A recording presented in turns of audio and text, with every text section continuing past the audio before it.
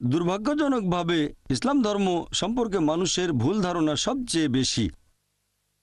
যে ধর্মটার ব্যাপারে মানুষের ভুল ধারণা সবচেয়ে বেশি সেটা হচ্ছে ইসলাম। আর ইসলাম সম্পর্কে এই ভুল ধারণা জন্মানোর অন্যতম একটা কারণ আমার মতে সেটা হচ্ছে মিডিয়া। বর্তমানে আপনারা আন্তর্জাতিক মিডিয়াতে দেখবেন ইসলামের নামে বিদ্বেষপূর্ণ মিথ্যা প্রচারণা করা হয়। আপনারা দেখবেন আন্তর্জাতিক খবরের কাগজ, আন্তর্জাতিক ম্যাগাজিন, রেডিও ব্রডকাস্ট স্টেশন, আন্তর্জাতিক স্যাটেলাইট চ্যানেল আর ইন্টারনেটে ইসলামের নামে ভুল আর মিথ্যে খবর প্রচার করা হয়। আর ইসলাম ধর্মে যে শব্দটা নিয়ে ভুল ধারণা সবচেয়ে বেশি সেটা হচ্ছে জিহাদ। এ ব্যাপারে শুধু যে মুসলিমরা ভুল জানে তা নয়, এখন মিডিয়ার কল্যাণে অমুসলিমরা এই ভুল ধারণা রপ্ত করেছে। এখনকার দিনে বেশিরভাগ মানুষ, হোক মুসলিম বা অমুসলিম, তারা মনে করে যে যুদ্ধটা করছে যে কোনো মুসলিম যে কোনো কারণে, হতে পারে ব্যক্তিগত স্বার্থে, হতে পারে সুনামের জন্য, হতে পারে খ্যাতির জন্য, হতে পারে সম্মানের জন্য, অথবা কোনো দেশের জন্য, যে যুদ্ধটা করছে একজন মুসলিম সেটাকে বলা হচ্ছে জিহাদ। জিহাদ বলতে একজন মুসলিমের যে কোনো কারণে যুদ্ধ করাকে বোঝায় না। জিহাদ এর মূল আরবি শব্দ জাহাদা, যার মানে হচ্ছে চেষ্টা করা অথবা সংগ্রাম করা। ইসলামিক পরিভাষায় জিহাদ মানে চেষ্টা আর সংগ্রাম করা নিজের খারাপ আকাঙ্ক্ষার বিরুদ্ধে। জিহাদের আরেকটা মানে চেষ্টা আর সংগ্রাম করা সমাজকে উন্নত করার জন্য। আরও একটা মানে অত্যাচারের বিরুদ্ধে চেষ্টা আর সংগ্রাম করা। জিহাদের আরও একটা মানে আত্মরক্ষার জন্য চেষ্টা আর সংগ্রাম করা। তাহলে মূলত জিহাদ মানে চেষ্টা আর সংগ্রাম করা। একজন ছাত্র যদি পরীক্ষায় পাশ করার জন্য চেষ্টা আর সংগ্রাম করে, আরবিতে তাকে আমরা বলবো জিহাদ করছে। তাহলে জিহাদ শব্দের মানে চেষ্টা আর সংগ্রাম। বর্তমানে যারা প্রাচ্যের উপর বিশেষজ্ঞ তারা জিহাদ শব্দের অনুবাদ করেন পবিত্র যুদ্ধ। যদি পবিত্র যুদ্ধ শব্দের আরবি করেন সেটা হবে হারবুম মুকাদ্দাসা। আর এই হারবুম মুকাদ্দাসা শব্দটা কোরআনের কোথাও বলা হয়নি, নবী মুহাম্মদ সাল্লাল্লাহু আলাইহি সাল্লামের কোনো হাদিসেও বলা হয়নি। এই পবিত্র যুদ্ধ শব্দটা যদি আপনার ইতিহাস দেখেন, এটা প্রথম ব্যবহার হয়েছে ক্রুসেডকে বোঝাতে। এই ক্রুসেডাররা মানুষজনকে জোর জবরদস্তি করে খ্রিস্টান ধর্ম গ্রহণ করতে বাধ্য করত। আর দুর্ভাগ্যজনকভাবে এখন শব্দটা ব্যবহার হচ্ছে ইসলাম আর মুসলিমদের বোঝাতে। কোরআন একেবারে পরিষ্কার করে বলেছে, সূরা মাইদা অধ্যায় নম্বর 5 আয়াত নম্বর 32, যদি কেউ অন্য কোনো মানুষকে হত্যা করে, সেটা যদি হত্যার অপরাধ বা দেশে বিশৃঙ্খলা সৃষ্টির অপরাধে না হয়, তাহলে সে যেন পুরো মানব জাতিকে হত্যা করল।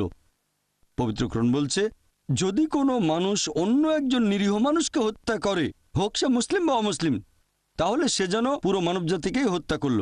আয়াতটাতে আরো বলা হয়েছে, যদি কেউ অন্য মানুষের জীবন বাঁচায়, হোক সে মুসলিম বা অমুসলিম, তাহলে সে যেন পুরো মানব জাতিরই জীবন বাঁচালো। কম্পারেটিভ রিলিজিয়নের একজন ছাত্র হিসেবে আমি পবিত্র কোরআন বাদে পৃথিবীর অন্য কোনো ধর্মগ্রন্থ দেখিনি যেখানে সন্ত্রাসের বিরুদ্ধে এত স্পষ্ট করে বলা হয়েছে, নিরীহ মানুষকে হত্যার বিরুদ্ধে বলা হয়েছে। যদি কোনো মানুষ অন্য কোনো নিরীহ মানুষকে হত্যা করে, হোক সে মুসলিম বা অমুসলিম, তাহলে সে যেন পুরো মানব জাতিকে হত্যা করলো। অন্য কোনো ধর্মগ্রন্থে আমি এরকম কোনো অনুচ্ছেদ দেখিনি। কোরআন বাদে আর কোনো ধর্মগ্রন্থে এভাবে সন্ত্রাসবাদকে নিষেধ করা হয়নি। বলা হয়েছে, যদি কোনো মানুষ অন্য মানুষের জীবন বাঁচায়, হোক মুসলিম বা অমুসলিম, তাহলে সে যেন পুরো মানব জাতির জীবন বাঁচালো।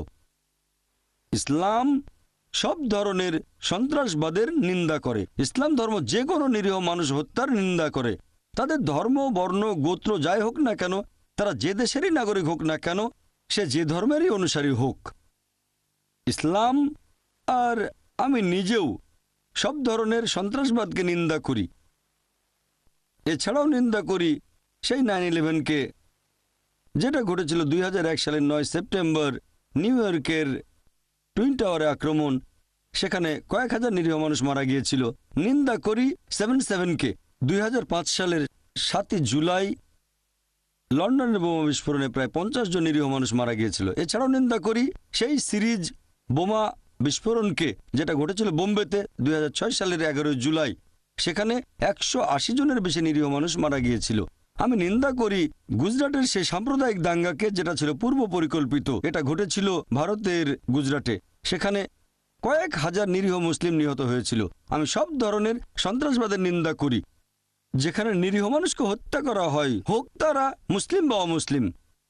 আর যে ধরনের সন্ত্রাসী কাজে নিরীহ মানুষ হত্যা করা হয় সেটা নিন্দা করতে হবেই।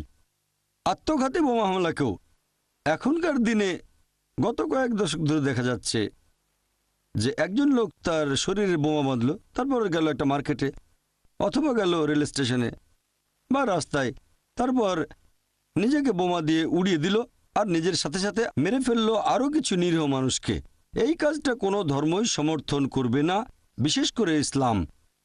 আত্মঘাতী বোমা হামলা যেখানে নিরীহ মানুষ মারা যায়, এটা ইসলামে পুরোপুরি নিষিদ্ধ। দুর্ভাগ্যজনকভাবে যদিও ইসলাম ধর্ম সব ধরনের সন্ত্রাসবাদকেই নিন্দা করে, অতীতে যত সন্ত্রাসবাদ হয়েছে সবগুলোকে, আর বিংশ শতাব্দীর সন্ত্রাসকেও নিন্দা করে। সন্ত্রাসকে নিন্দা করলেও দুর্ভাগ্যজনকভাবে বর্তমানে মিডিয়া প্রচার করে ইসলাম এমন একটা ধর্ম যেটা সন্ত্রাসবাদকে সমর্থন করে। প্রত্যেক সম্প্রদায়ে কিছু কুলাঙ্গার থাকে, আর আমিও এটা জানি যে মুসলিম সম্প্রদায়ের মধ্যেও কিছু কুলাঙ্গার আছে। মিডিয়া এখানে কি করে? মিডিয়া মুসলিমদের মধ্য থেকে সেই কুলাঙ্গারদের বেছে নেয় আর প্রচার করে যে এরাই হচ্ছে আদর্শ মুসলিম। এই মিথ্যা প্রচারের কারণে আমরা দেখি যে বেশিরভাগ মানুষ মনে করে ইসলাম সন্ত্রাসকে সমর্থন করে। কোরআন পড়লে দেখবেন, নবীর সহিহ হাদিস পড়লে দেখবেন, পৃথিবীর প্রধান ধর্মগুলোর মধ্যে ইসলাম ধর্ম সবচেয়ে সোচ্চার হয়ে নিরীহ মানুষ হত্যার প্রতিবাদ করেছে। আর মিডিয়ার প্রচারণার ফলে যারা নেতিবাচক মনোভাবের শিকার হন তাদের মধ্যে আমিও একজন। 8 মাস আগে 2010 সালের জুন মাসে যুক্তরাজ্যে গিয়ে আমার বেশ কয়েকটা লেকচার দেওয়ার কথা ছিল। প্রথম লেকচারটা ছিল ওয়েমলি এরিনায়, লন্ডনের ওয়েমলিতে, তারপর এলজি এরিনা এনইসি বার্মিংহামে, এরপর শেফিল্ডের শেফিল্ড এরিনায়। প্রত্যেকটা এরিনাতে দর্শক ধারণ ক্ষমতা 10 থেকে 15 হাজারের মতো, আর এগুলো খুবই বিখ্যাত। আমার লেকচার ট্যুরের মাত্র 3 সপ্তাহ আগে একটা খবর ছাপানো হলো শীর্ষস্থানীয় একটা পত্রিকা সানডে টাইমসে। সানডে টাইমসে হেডলাইন করা হলো এভাবে: ঘৃণা ছড়িয়ে দেওয়া মুসলিম ধর্মপ্রচারককে ব্রিটেনে ঢুকতে দেওয়া হচ্ছে। পত্রিকাটি আমার লেকচারের অংশবিশেষও তুলে দিল। সেগুলো হয় প্রসঙ্গ ছাড়া উদ্ধৃতি, নয়তো ভুল বলা হয়েছে। আমাকে এমনভাবে তুলে ধরল যেন আমি ঘৃণা প্রচার করি আর সন্ত্রাসবাদকে সমর্থন করি। তার কয়েকদিন পরে সেই খবরটাকে তুলে নিয়ে আবার ছাপানো হলো যুক্তরাজ্যের অনেকগুলো খবরের কাগজে। শুধুমাত্র যুক্তরাজ্যের কাগজে নয়, আন্তর্জাতিক বিভিন্ন খবরের কাগজে ছাপানো হলো, যেমন ভারতেও। দুর্ভাগ্যজনকভাবে পত্রিকায় এই খবরগুলো দেখে যুক্তরাজ্যের হোম সেক্রেটারি টেরেসা মে আমার বিরুদ্ধে একটা এক্সক্লুশন অর্ডার পাশ করলেন 2010 সালের 16 জুন। তিনি পত্রিকায় খবরটা পড়েছেন আর ইউটিউবে কিছু ভিডিও ক্লিপ দেখেছেন, আর এই ভিডিওগুলোতে প্রসঙ্গটা বাদ দেওয়া হয়েছে। এছাড়াও সেই ভিডিওতে অনেক কিছু এডিট করা হয়েছে। এই ইউটিউব ক্লিপ আর পত্রিকার খবরের ভিত্তিতে যুক্তরাজ্যের হোম সেক্রেটারি 2010 সালের 16 জুন আমার বিরুদ্ধে এক্সক্লুশন অর্ডার পাশ করলেন। এর পরের দিন 17 জুন ব্রিটেনের ডেপুটি হাইকমিশনার বোম্বে, 17 জুন তিনি আমার ভিসাকে বাতিল করে দিলেন।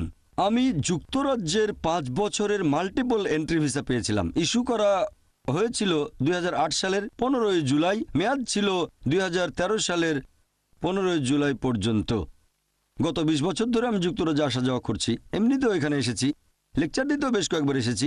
আমার কাছে 5 বছরের মাল্টিপল ভিসা ছিল, যেটা দিয়ে আমি আগেও 2 বার এসেছি, 2008 এবং 2009। কোনো রকম শুনানি ছাড়াই ভিসাটা বাতিল করা হলো। আমার মতে এটা মত প্রকাশের স্বাধীনতা আর মানবাধিকারের উপর একটা আক্রমণ ছাড়া কিছুই নয়। চার্লস ফার, যিনি সে সময় office for security and counter টেররিজমের ডিরেক্টর ছিলেন, তিনি এই এক্সক্লুশন অর্ডারের পক্ষে ছিলেন না। তিনি চেয়েছিলেন যেন আমি সেই মুসলিমদের কাছে পৌঁছাতে পারি যাদের কাছে তার মতে সরকার পৌঁছাতে পারছে না।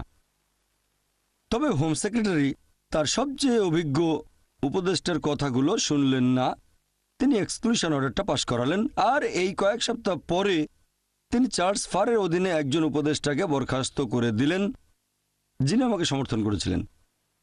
আমি ব্যক্তিগতভাবে রাজনৈতিক নিয়মকানুনের চেয়ে বিচার বিভাগের উপর বেশি ভরসা করি আমাদের দেশ ভারতে, পাশাপাশি যুক্তরাজ্যেও। আমরা জুডিশিয়াল রিভিউয়ের জন্য ব্যাপারটা নিয়ে হাইকোর্টে গেলাম। যদিও হোম সেক্রেটারি বলেছেন মানবাধিকারের ক্ষেত্রে আমি মামলা করতে পারবো না, কারণ আমি যুক্তরাজ্যের নাগরিক নই। জাস্টিস ট্যানস্টন বললেন, রিভিউ করার পরে তিনি বললেন যে আমি মামলা করতে পারি।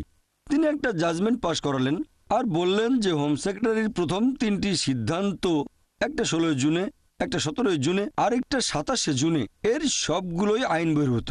তবে এরপরে 2010 সালের আগস্ট মাসে তারা আরও বাড়তি কিছু তথ্য দিল। তখন তিনি বললেন এটা আইনসম্মত, ব্যাপারটা ঠিক যুক্তিসঙ্গত না। বিচার বিভাগের উপর আমার আস্থা আছে। আমরা একটা আপিল ফাইল করেছি হাইকোর্টের এই রায়ের বিরুদ্ধে, আর আমি বিশ্বাস করি যে ইনশাল্লাহ খুব শিগগিরই এই এক্সক্লুশন অর্ডারটা বাতিল করা হবে কোর্ট অফ আপিলে। আশা করছি যে ভবিষ্যতে একদিন হোম সেক্রেটারি টেরেসা মের সাথে আমি সাক্ষাৎ করব সামনাসামনি, আর তাকে ইসলাম ধর্মের শান্তির বাণীগুলো শোনাবো। আমার লেকচার আর ইসলাম সম্পর্কে কোনো ভুল ধারণা থাকলে সেটাও দূর করে দেব। আমি ব্যক্তিগতভাবে চেয়েছিলাম যে সশরীরে অক্সফোর্ড ইউনিয়নে এসে এই লেকচারটা দেব, তারপর সরাসরি প্রশ্নোত্তর পর্ব, স্যাটেলাইটের মাধ্যমে না। গত মাসে আমি ফ্রান্সে গিয়েছিলাম, ফ্রান্সের প্যারিসে। সেখানে বোর্ড মিটিং করেছিলাম আমাদের ট্রাস্টের ইসলামিক রিসার্চ ফাউন্ডেশন ইন্টারন্যাশনাল, যার হেড অফিস যুক্তরাজ্যে। এছাড়াও আছে ইউনিভার্সাল ব্রডকাস্ট লিমিটেড। যেহেতু যুক্তরাজ্যে যেতে পারছি না, তাই বোর্ডের সদস্যদের আসতে বললাম প্যারিসে। আর খুবই অবাক হলাম, এমনিতে সবাই মনে করে যে ইসলামের প্রতি যুক্তরাজ্যের চেয়ে ফ্রান্সের মনোভাব বেশি কঠোর, কিন্তু যখন ভিসার জন্য আবেদন করলাম পেয়ে গেলাম মাত্র 1 ঘন্টায়। আমরা সেখানে বোর্ড মিটিং করলাম, যুক্তরাজ্যেই করতে চেয়েছিলাম, পারেনি সেই এক্সক্লুশন অর্ডারের জন্য। আমি আশা করছি কোর্ট অফ আপিল খুব শিগগিরই এটাকে বাতিল করবে। আর যদিও পৃথিবীর মানুষ ভাবতে পারে যে এ ধরনের এক্সক্লুশন অর্ডার মত প্রকাশের স্বাধীনতার উপর একটা আক্রমণ, তবে আমি ধন্যবাদ জানাবো অক্সফোর্ড ইউনিয়নকে যে একটা এক্সক্লুশন অর্ডার পাশ করা হয়েছে আমার বিরুদ্ধে, তারপরও তারা আয়োজন করেছেন এই বিতর্কের বা এই লেকচার আর প্রশ্নোত্তর পর্বের। আমি আন্তরিক ধন্যবাদ জানাচ্ছি অক্সফোর্ড ইউনিয়নকে, বিশেষ করে এর প্রেসিডেন্ট মিস্টার জেমস ল্যাংম্যানকে। এই অনুষ্ঠানের আয়োজন করে তিনি যথেষ্ট সাহসের পরিচয় দিয়েছেন। আমার কথাগুলোর সাথে অক্সফোর্ড ইউনিয়ন একমত হতে পারে, নাও পারে। আমার কথাগুলো পছন্দ করতে পারে, নাও করতে পারে। আমি প্রশংসা করছি যে তারা মত প্রকাশের স্বাধীনতাকে যথেষ্ট গুরুত্ব দেয়।